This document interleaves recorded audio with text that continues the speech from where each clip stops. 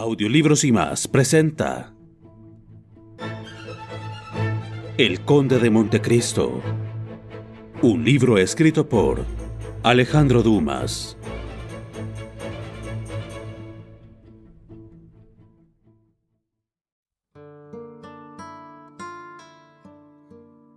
Capítulo 31. El juez. Seguramente recordará el lector que el abad Busoni había quedado solo con Noirtier en el cuarto mortuorio, y que el anciano y el sacerdote se encargaron de velar el cuerpo de Valentina. ¿Acaso las exhortaciones cristianas del abate, su dulce caridad, su palabra persuasiva, devolvieron el valor al anciano? Porque desde el momento en que pudo entrar en relación con el sacerdote, en vez de la desesperación que se había apoderado de él, todo en Noirtier anunciaba una gran resignación, una calma bien sorprendente para todos los que recordaban la afección profunda que profesaba Valentina. El señor de Villefort no había vuelto a ver al anciano desde la mañana en que murió su hija. Toda la casa se había renovado. Se tomó otro criado para él, otro para Noirtier. Entraron dos mujeres al servicio de la señora de Villefort. Todos, hasta el mayordomo, el cochero, ofrecían un aspecto distinto entre los diferentes señores de esta casa maldita, interponiéndose en las frías relaciones que entre ellos existían. Por otra parte, el jurado sabría dentro de 2 o 3 días, y Villefort, encerrado en su gabinete, trabajaba febrilmente en los procedimientos contra el asesino de Caderousse. Este asunto, como aquellos en que el conde de Montecristo se hallaba envuelto, habían promovido gran ruido en el mundo parisiense. Las pruebas no eran convincentes, puesto que se basaba en algunas palabras escritas por un presidiario moribundo, antiguo compañero de reclusión de un hombre a quien podía acusar por odio o por venganza. El convencimiento solo existía en la conciencia del magistrado. El señor de Villefort había acabado por adquirir la terrible convicción de que Benedetto era culpable, y debía sacar de esa difícil victoria una de las satisfacciones de amor propio, únicas que conmovían un poco las fibras de su helado corazón. Se instruía, pues, el proceso, gracias al trabajo incesante de Villefort, que quería inaugurar el próximo jurado. Se veía precisado a ocultarse para evitar el responder al prodigioso número de demandas de billetes de audiencia que se le hacían. Hacía poco tiempo que la pobre Valentina había sido depositada en el sepulcro. Estaba aún tan reciente el dolor de la casa, que nadie se admiraba de ver al padre tan sumamente absorbido por sus deberes, es decir, en la única distracción que podían hallar a sus pesares. Una sola vez, la víspera del día en que Benedetto recibió la segunda visita de Bertuccio, en que ese debía haber dado el nombre de su padre, la víspera de ese día, que era domingo, una sola vez decimos, Villefort había visto a su padre. Era un momento en que el magistrado, rendido de fatiga, había bajado al jardín de su casa, y sombrío, encorvado bajo el peso de un tenaz pensamiento, parecido a Tarquino, dando con su vara en las cabezas de las adormideras más altas, el señor de Villefort daba con su bastón en los largos y macilentos tallos de las enredaderas que se enlazaban por los pilares, como los espectros de estas flores tan brillantes en la estación que conducía. Más de una vez había llegado al fondo del jardín, es decir, a la famosa valla que daba al huerto abandonado, volviendo siempre por el mismo punto y emprendiendo su paseo del propio modo y con igual semblante, cuando sus ojos se dirigieron maquinalmente hacia la casa, en la cual oía jugar alegremente a su hijo, que había vuelto del colegio para pasar el domingo y el lunes cerca de su madre. A este movimiento vio en una de las ventanas abiertas al señor Noirtier, que se había hecho arrastrar en su silla de mano hasta ella, para gozar de los últimos rayos del sol, aún tibio, que venían a saludar las flores mucias de las enredaderas y las hojas de las parras que tapizaban el edificio. Los ojos del paralítico estaban clavados, por decirlo así, sobre un punto que Villefort distinguía imperfectamente. Esa mirada de Noirtier era tan repugnante, tan salvaje, tan ardiente de impaciencia, que el procurador del rey, hábil en aprovechar todas las impresiones de un rostro que también conocía, dirigió a otro punto la vista, por si distinguía la casa o persona a que aquella se dirigía. Entonces vio bajo un bosque de tilos, cuyas ramas estaban ya casi sin hojas, a la señora de Villefort, que sentada, y con un libro en la mano, interrumpía de vez en cuando su lectura para sonreír a su hijo y devolverle una pelota de goma que lanzaba obstinadamente desde el salón al jardín. Villefort palideció, porque comprendió lo que quería decir el anciano con su mirada. Noirtier tenía los ojos fijos en el mismo objeto, pero de pronto separó la vista de la mujer para fijarla en el marido, y Villefort tuvo que sufrir el ataque de aquellos ojos aterradores, que al cambiar de objeto, habían cambiado también de lenguaje, sin perder nada de su expresión amenazadora.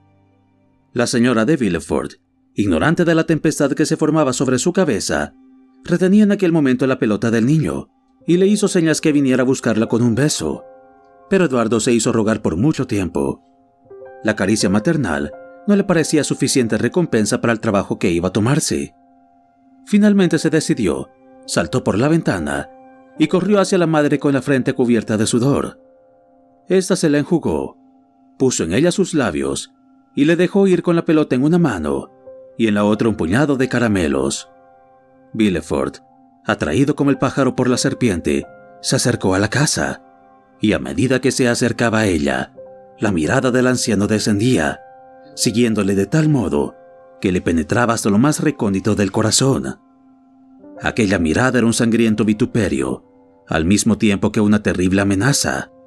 Los ojos de Noirtier se levantaron al cielo como recordando a su hijo el olvido de su juramento. «Está bien, señor, está bien. Ten paciencia siquiera un día. Lo dicho es dicho». Pareció como si aquellas palabras hubieran tranquilizado a Noirtier, cuya mirada se volvió con indiferencia a otra parte. La noche fue como de costumbre. Todos se acostaron y durmieron. Solo Villefort no lo hizo, y trabajó hasta las 5 de la mañana, revisando los interrogatorios hechos la víspera por los magistrados instructores y compulsando las declaraciones de los testigos, que debían esclarecer una de las actas de acusaciones más difíciles y bien combinadas que hubiese hecho jamás.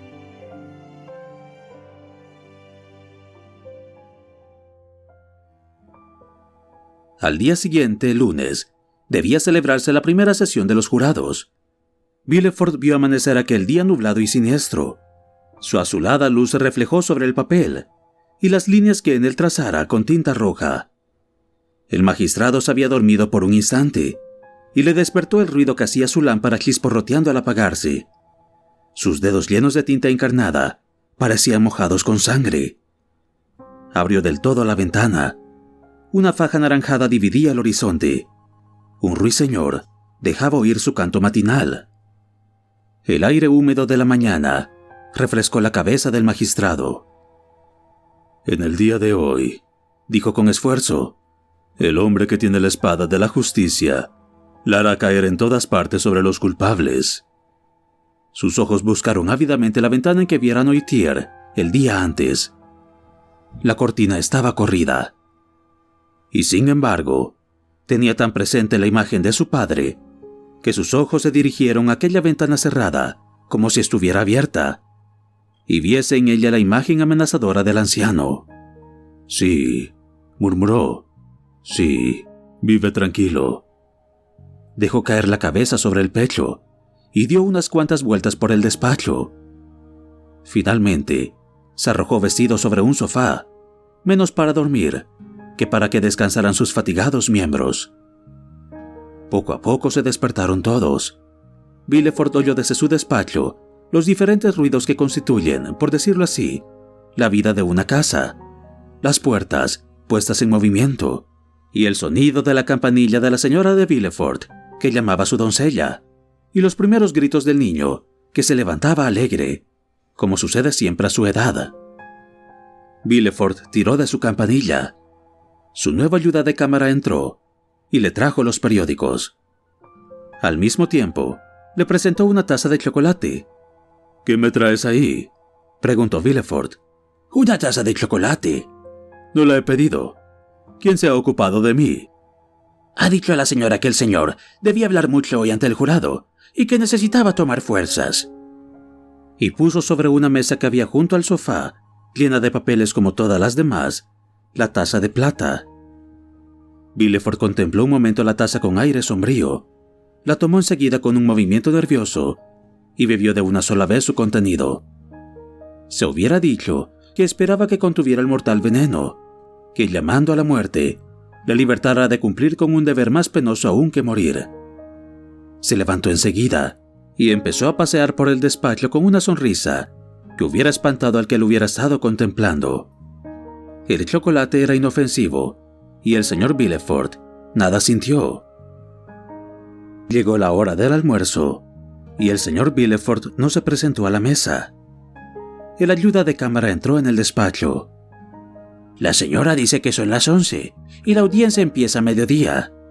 «¿Y bien? ¿Y luego?» «La señora está vestida y pregunta si acompañará al señor». «¿A dónde?» «Al Palacio de Justicia».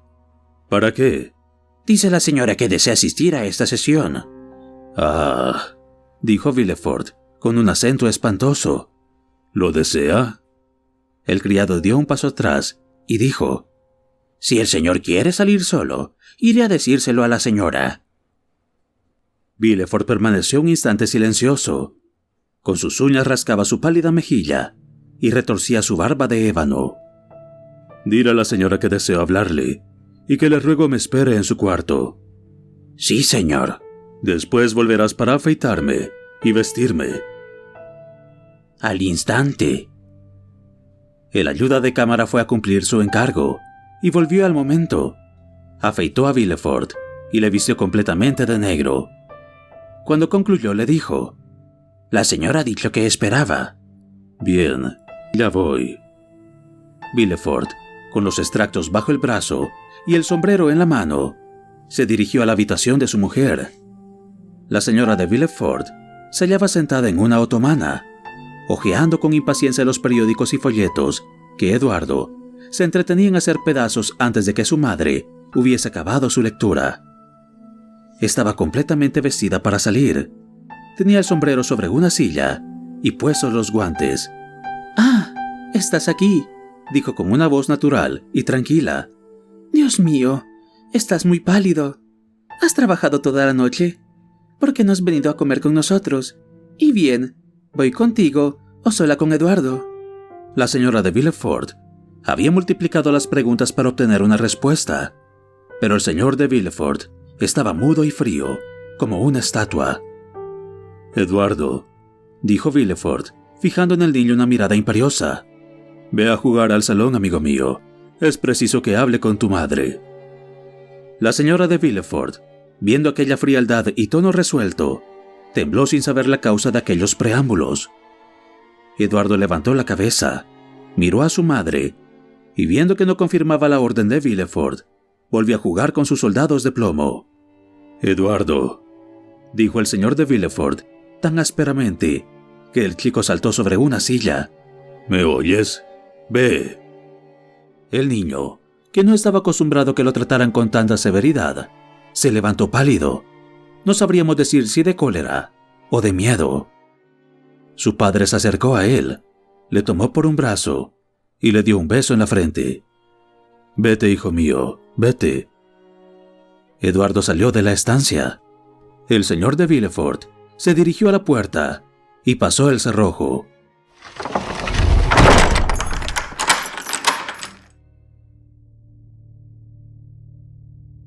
«Oh, Dios mío», dijo la joven mirando a su marido y procurando esbozar una sonrisa que heló sobre sus labios la impasibilidad de Villefort.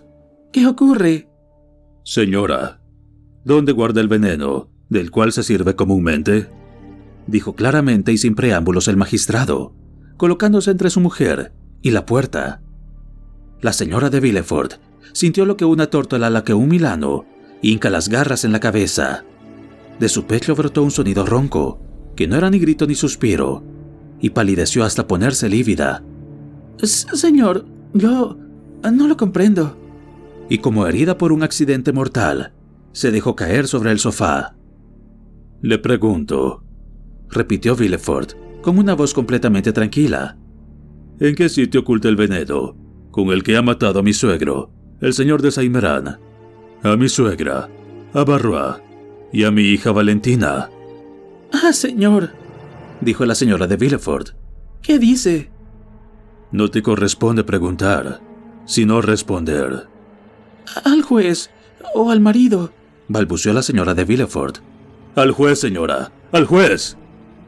Espantosa era la palidez de aquella mujer, la angustia de su mirada y el temblor de todo su cuerpo. Oh, señor, señor. Y no pudo continuar. No responde, prosiguió el terrible inquisidor, y añadió enseguida, con una risa más espantosa aún que su cólera. ¿Es verdad que no niega? Ella hizo un movimiento. Y no podría negar, añadió Villefort, extendiendo el brazo como para cogerla en nombre de la justicia.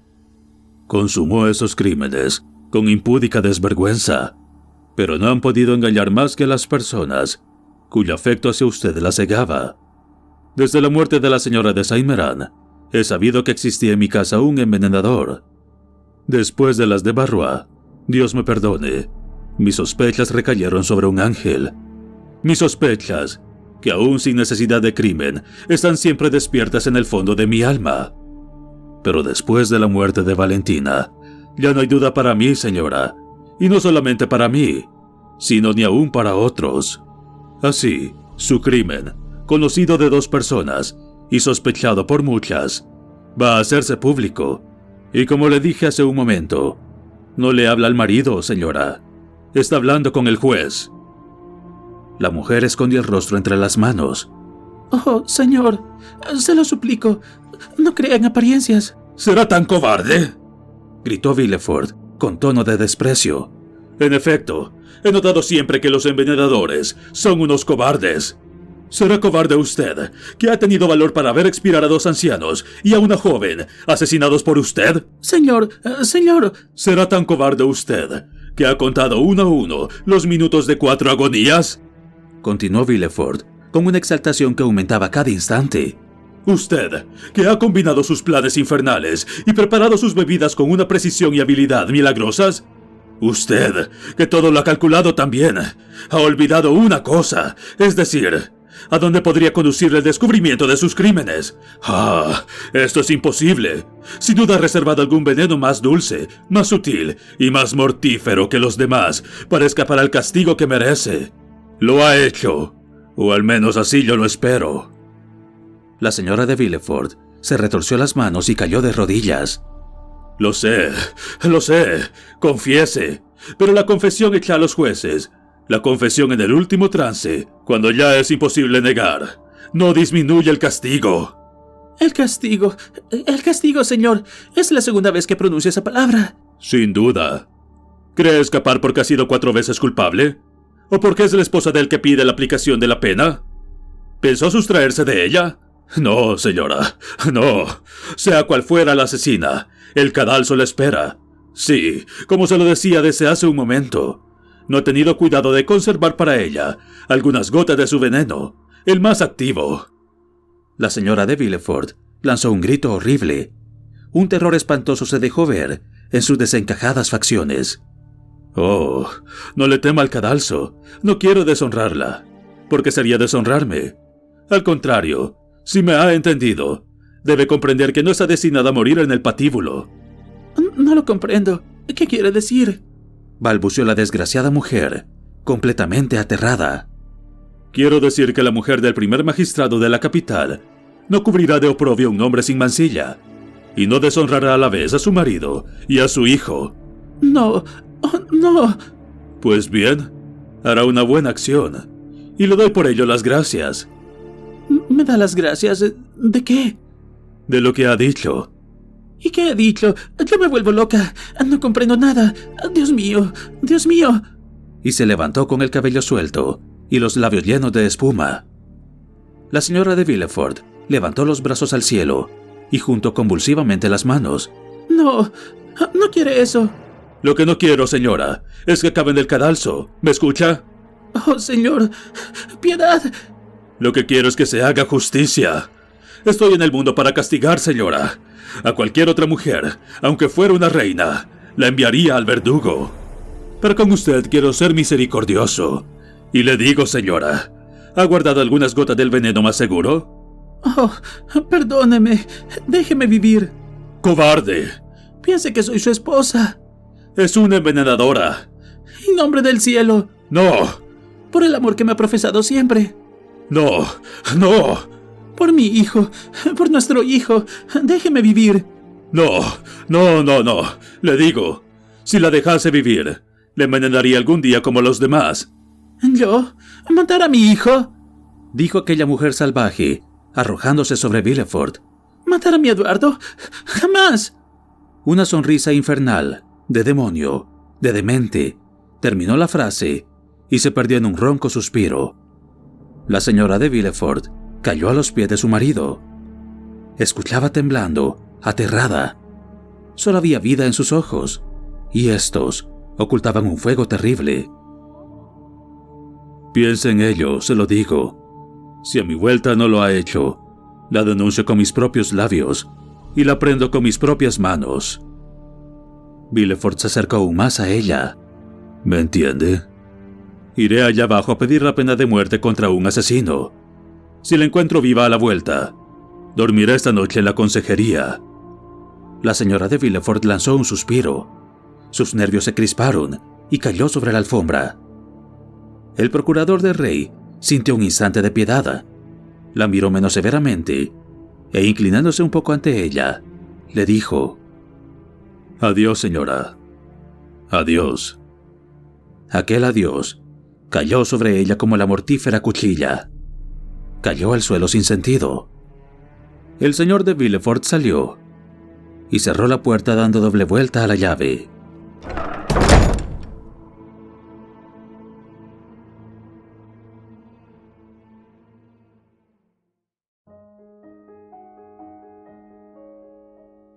Capítulo 32.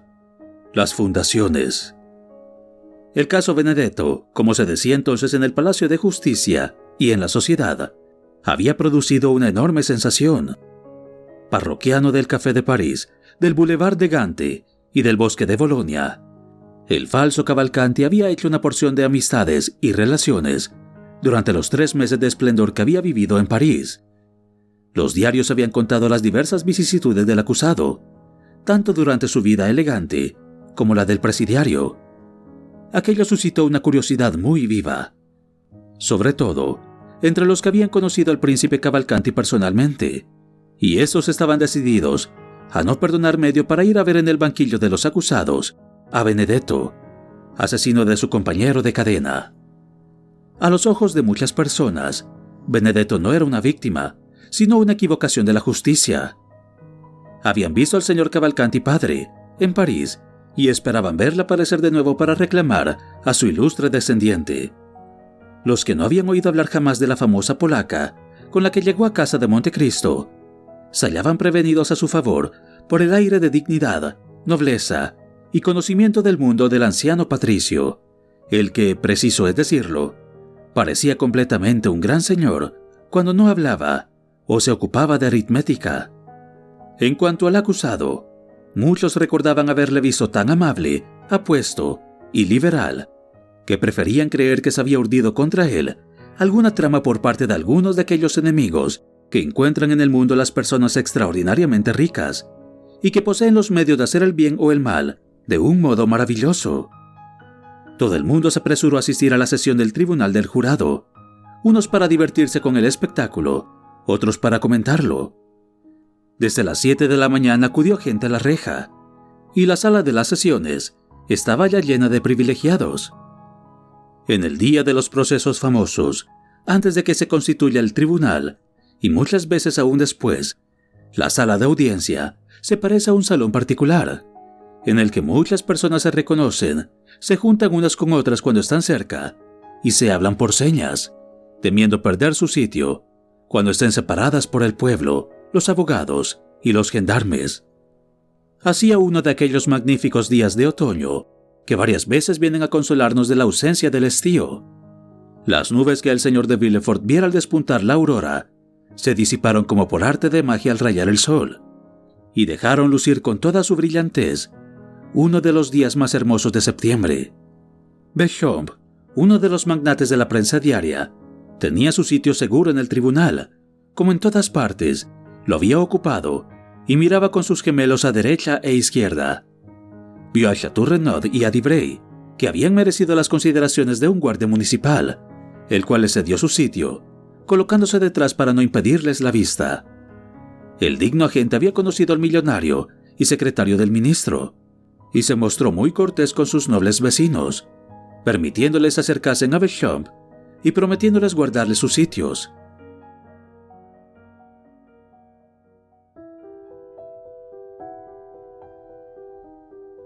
«Y bien», dijo Beauchamp, «venimos a ver a nuestro amigo». «Sí, Dios mío, sí, al digno príncipe. Se lleva el diablo a todos los príncipes italianos. Va». «Un hombre que tenía a Dante por genealogista y cuyo origen se remontaba hasta la Divina Comedia». «Nobleza de cuerda», dijo con sorna Chateau Renaud. «¿Será condenado, no es cierto?», preguntó Debray a Beauchamp. «Ah, querido mío, no eres tú el que debe preguntarnos eso. ¿Ayer viste al presidente a la salida del bafle del ministro?» «Sí». «¿Y qué te dijo?» «Una cosa que los dejará maravillado». «Ah, entonces habla pronto, mi querido amigo. Hace mucho tiempo que no me sucede tal cosa». «Pues bien, me ha dicho que Benedetto, al que suele considerarse como un fénix de sutileza y astucia, es un pillo de orden muy subalterno e indigno de los experimentos frenológicos que se harán con su cabeza después de guillotinado». «Vaya, no representaba del todo mal el papel de príncipe». «Para ti, Beauchamp, que detestas a los príncipes y que estás encantado cuando les hallas maneras poco finas. Pero para mí, que a la legua descubre el noble y deduzca el origen de una familia aristocrática, enseguida le conocí». «Ah, sí, ¿jamás creíste en su principado?» «Creí que era principal, sí, pero príncipe no». «No está mal», dijo Debray, «pero para cualquier otro podría pasar por tal.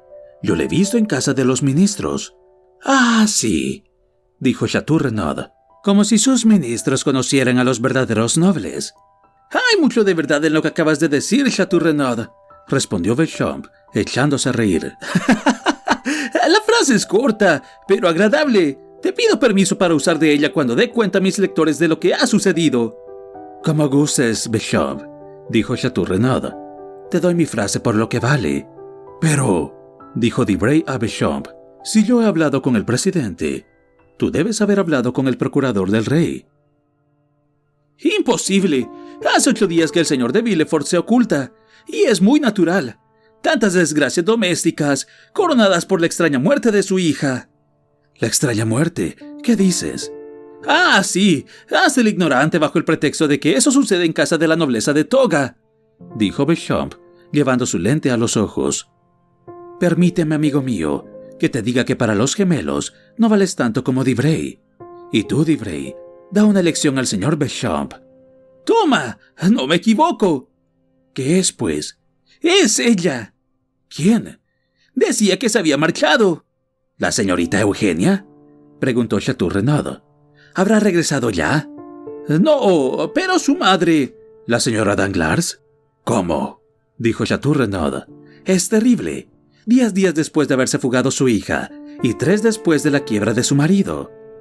Debray se sonrojó un poco y miró hacia el sitio que señalaba su amigo Beauchamp. «Vaya pues, es una mujer cubierta con un velo, una desconocida, quizá la madre del príncipe Cavalcanti. Pero decías, o ibas a decir cosas muy interesantes, Beauchamp». ¿Yo? «Sí, hablabas de la extraña muerte de Valentina». «Ah, sí, es verdad. Pero, ¿por qué la señora de Villefort no está presente?» «Pobre mujer», dijo Debray. «Estará ocupada en destilar agua de melisa para los hospitales o en preparar cosméticos para ella y sus amigas. ¿Sabes que gasta en esa diversión 2 o 3 mil escudos al año? Y en efecto, tienes razón. ¿Por qué no está aquí la señora del procurador del rey? La habría visto con gran placer. Me gusta mucho esa mujer. Y yo la detesto», dijo Chateau Renaud. «¿Por qué?» «No lo sé. ¿Por qué amamos? ¿Por qué aborrecemos? La detesto por antipatía». «O al menos por instinto». «No lo creo. Pero volvamos a lo que decías, Beauchamp». «Está bien. ¿Tienes curiosidad por saber cómo hay con frecuencia tantos muertos en casa de Villefort?» «Con frecuencia». Esta es la expresión exacta, dijo Chateau Renaud. Querido, es la que usa San Simón.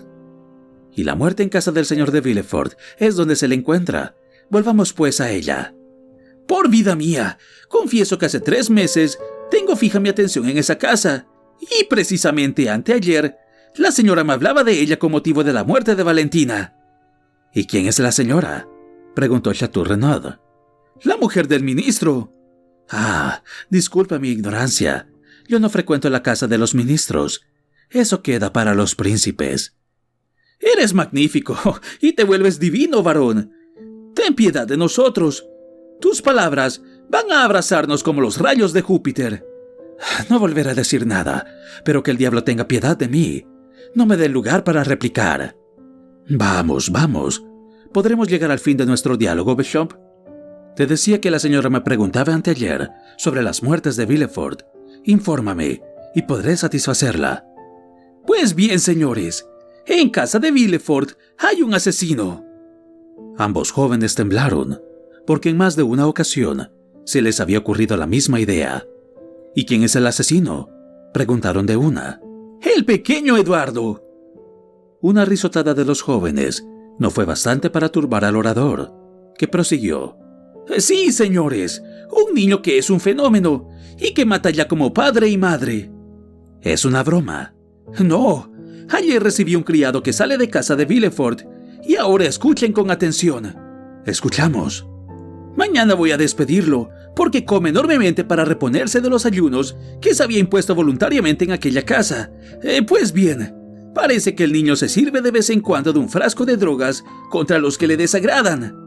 Primero la tomó con el señor y la señora de Saint-Méran y les dio 3 gotas de su elixir. Después a Barrois, el criado de Noirtier, que le regañó en varias ocasiones. Le suministró otras 3 gotas. Y últimamente a Valentina, a la que le tenía envidia, le suministró también la dosis. Y la suerte de ella fue la misma de los demás. ¿Pero qué diablos nos cuentas?, dijo Chateau Renaud. Bah, te cuento una cosa del otro mundo, ¿verdad? Eso es absurdo, dijo Debray. Buscan medios dilatorios. Pregunten a mi criado qué era lo que se decía en la casa. ¿Pero ese elixir dónde está? ¿Qué cosa es? El niño lo oculta. ¿De dónde lo ha tomado? Del laboratorio de su madre. ¿Su madre, pues, tiene venenos en su laboratorio? Yo qué sé, me están interrogando como si fueran procuradores del rey. Les repito lo que me han dicho, y he aquí todo. Les cito al autor, no puedo hacer más. Lo cierto es que el pobre diablo no comía de miedo. Parece increíble. Pero no, querido, nada tiene de increíble. Ya vieron el año pasado a un niño de la calle de Richelieu que se entretenía en matar a sus hermanos, introduciéndole mientras dormían un alfiler en los oídos. Querido, la generación que va a reemplazarnos es muy precoz. Apuesto que no crees una palabra de cuanto dices. Pero no veo al conde de Montecristo. ¿Cómo es que no ha venido? Tendrá vergüenza de presentarse ante el público, habiendo sido el juguete de los Cavalcanti, que se le presentaron, según parece, con cartas de recomendaciones que eran falsas y que hoy tienen unos 100.000 francos hipotecados sobre el Principado. Y a propósito, Chateau Renaud, ¿cómo se encuentra Morrel? 3 veces he estado en su casa y no he podido verlo. Su hermana me ha dicho, sin embargo, que estaba bien. ¡Ah! Ahora que recuerdo, Montecristo no puede presentarse en la sala. ¿Por qué? Porque es el actor en el drama. ¿Cómo? ¿Ha asesinado a alguien?, dijo Debray. No, al contrario. Querían asesinarlo. Saben que al salir de su casa fue cuando Benedetto asesinó a su amigo Caderus. En ella se encontró el famoso chaleco que vino a turbar el contrato y que está allí sobre la mesa, como una pieza de convicción. Ah, es verdad. Silencio, señores. He aquí la sala. A sus sitios. En efecto, se oyó un gran ruido en el pretorio. El agente llamó a sus protegidos, y un ujier gritó desde la puerta, con aquella entonación que tenían ya tiempo en Beaumarchais. Señores, la sala.